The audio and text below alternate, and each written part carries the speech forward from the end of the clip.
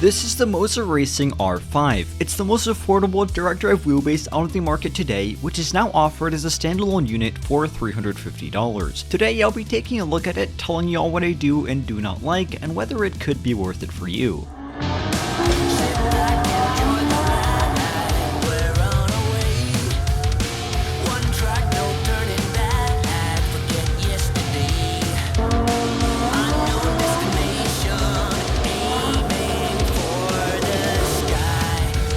Before you get started, please note that throughout the month of December, I'm giving away a Thrustmaster TGT2 bundle. Leave a like on the video, click the link at the top of the description to enter, and consider subscribing for many more giveaways to come.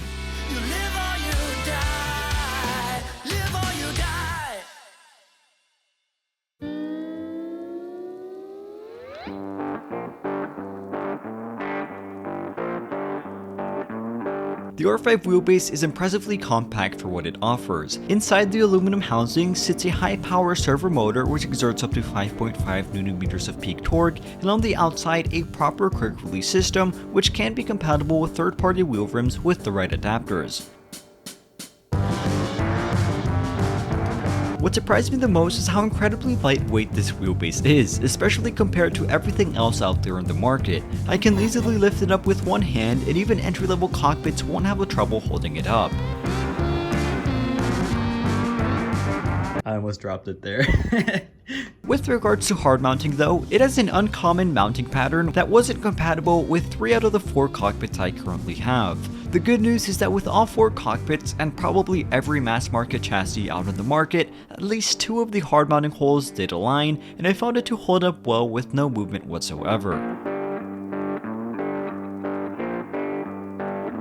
On the back of the R5 is where you'll plug everything in, including the power supply, USB cord, srp-lite pedals if you purchase this wheelbase with the bundle, and even an optional digital dash display which I don't have. The power button is also back here, which is a little annoying as it's hard to reach, but other than that, no real complaints when it comes to the overall build quality, look, and feel of the R5 wheelbase. All that said, how does it actually perform in game?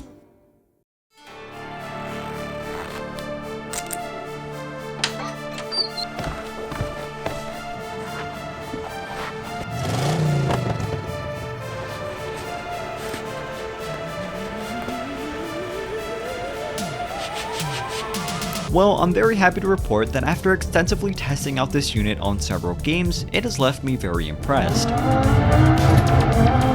Though the torque numbers aren't as high as I would probably prefer, the R5 shines in the amount of high fidelity detail, precision, and immersion it gives off. Different road surfaces, tire grip, bumps and curbs, it's all very clearly felt through the wheelbase.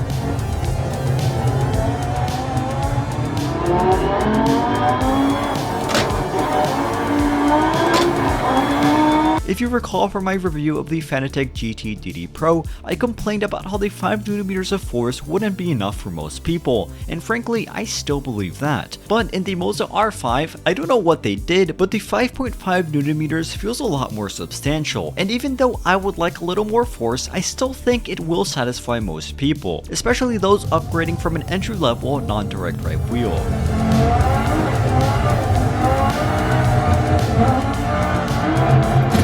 Other positives include the silent nature of this wheelbase that even in max operation is still dead quiet, and of course the impressive Moza quick release system which allows you to remove and insert compatible rims in the matter of seconds. Moreover, throughout hours of operation, the R5 did not get excessively hot, so I'm not worried about the long-term deterioration of performance. All of that sounds great, but there are 2 main negatives where the competition will outshine the Moza R5.